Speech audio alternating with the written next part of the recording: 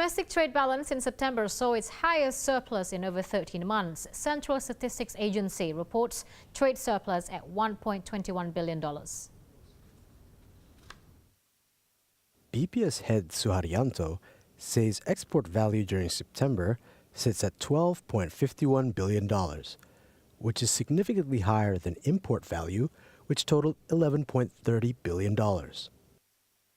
Looking at trade balance as a whole, exports were down 1.8% from August, while from January through September, export value equaled $104.36 billion, or a 9.41% drop. Downward trend has been mainly due to the sluggish global economy as well as to persistently low commodity prices. The weak commodity prices have been an issue in both the oil and gas and non-oil and gas sectors. The non-oil and gas sector saw a 1.35% fall in exports, while oil and gas exports tumbled further with 6.78% drop.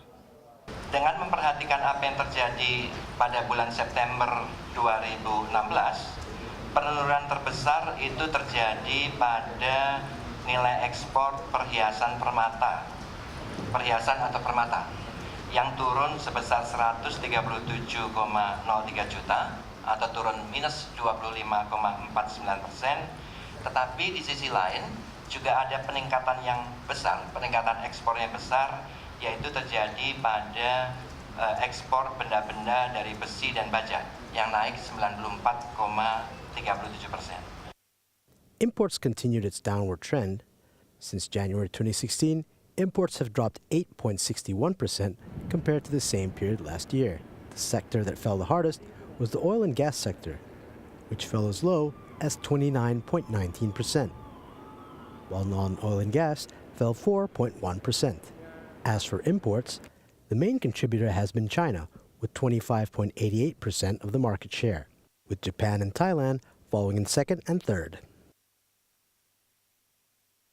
Catatan yang perlu di-highlight adalah meskipun kita mengalami surplus sebesar 5,67 miliar selama Januari-September 2016, kalau dibandingkan dengan Januari-September 2015, tadi sudah disebutkan bahwa nilai ekspornya minus 9,41%, nilai importnya masih minus 8,61%. Based on recent data, it can be seen that Indonesia and the ASEAN Economic Community is solidifying its alliance, where 21.82% of Indonesian imports come from within ASEAN.